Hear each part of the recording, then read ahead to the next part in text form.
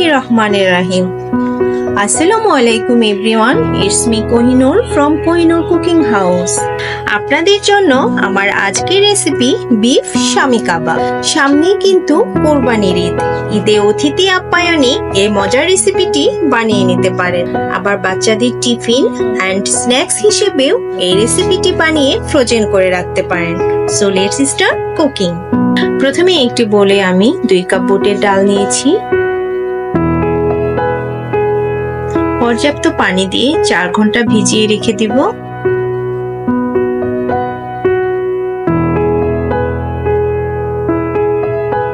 চার ঘন্টা পর ডালগুলোকে ভালো করে পরিষ্কার করে ধুয়ে নেব।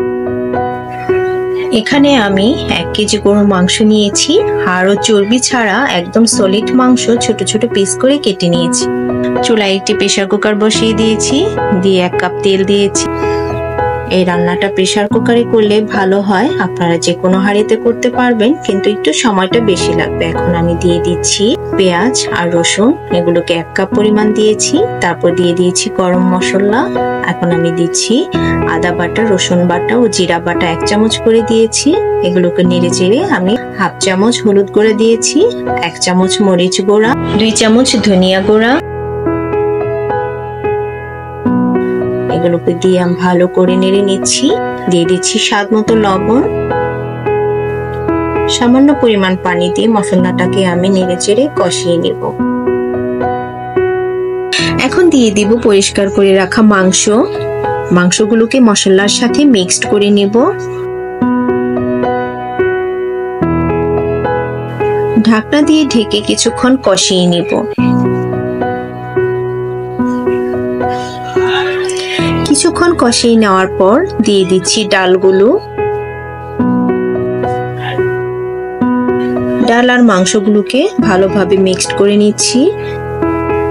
মিক্স করা হয়ে গেলে কিছুক্ষণ ভালোভাবে কষিয়ে নিব। এখন দিয়ে দিচ্ছি 2 কাপ পানি।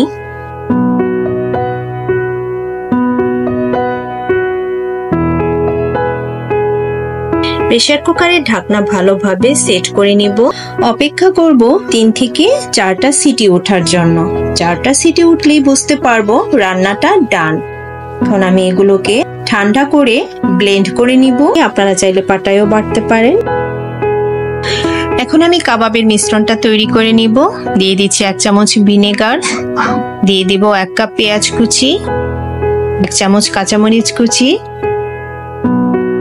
এখন দিয়ে দিব 1 চামচ কাবাব মশলা, 1 চামচ গরম মশলা, 1 চামচ ভাজা জিরার গুঁড়া। এখন দিয়ে দিচ্ছি 1 কাপ বেরেস্তা। আর বেরেস্তাটা কিন্তু অবশ্যই দেওয়ার চেষ্টা করবেন, তাহলে কাবাবটা খেতে অনেক টেস্টি হয়। এখন দিয়ে দিচ্ছি 2টা ডিম, স্বাদ মতো লবণ। সবগুলো ইনগ্রিডিয়েন্টসকে আমি হাতের সাহায্যে মিক্সড করে নেব। আর কাবাবের মিশ্রণটা যদি কারো নরম হয়ে যায়, তাহলে সেক্ষেত্রে আপনারা বিস্কিটের গুঁড়া ইউজ করতে পারবেন। আর আমার কিন্তু কোনো কিছুই মিক্সড করতে হয়নি, কারণ আমার মিশ্রণটা একদম পারফেক্ট হয়েছে। এখন আমি কাবাবগুলো বানিয়ে নিব। হাতে আমি তেল মাখিয়ে নিচ্ছি।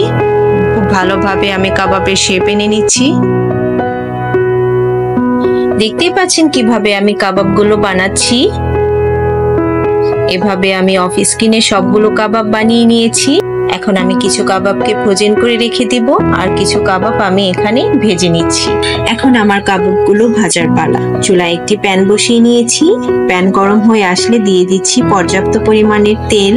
তেল গরম হয়ে আসলে আমি কাবাবগুলোকে সেট করে নিচ্ছি। আর শামি কাবাব কিন্তু ডুবো তেলে ভেজে নিলে ভালো হয়। আপনারা চাইলে অল্প তেলেও ভেজে নিতে পারবেন, তাতে কোনো সমস্যা নেই। কাবাবগুলোকে আমি দুপাশে উল্টিয়ে পাল্টিয়ে ভেজে নিব। এই সময় চুলার আঁচটা মিডিয়াম হিটে রাখবো। একদম লো হিটে রাখলে কিন্তু কাবাবগুলো নরম হয়ে ভেঙে যেতে পারে। আমার কাবাব ভাজা হয়ে গিয়েছে। এখন আমি কাবাবগুলো তুলে একটা সার্ভিং প্লেটে সাজিয়ে নেব। আমার কাবাবগুলো খেতে কিন্তু অসম্ভব মজা হয়েছিল। চাইলে আপনারাও বাসায় এই সহজ রেসিপিটি ট্রাই করতে পারেন।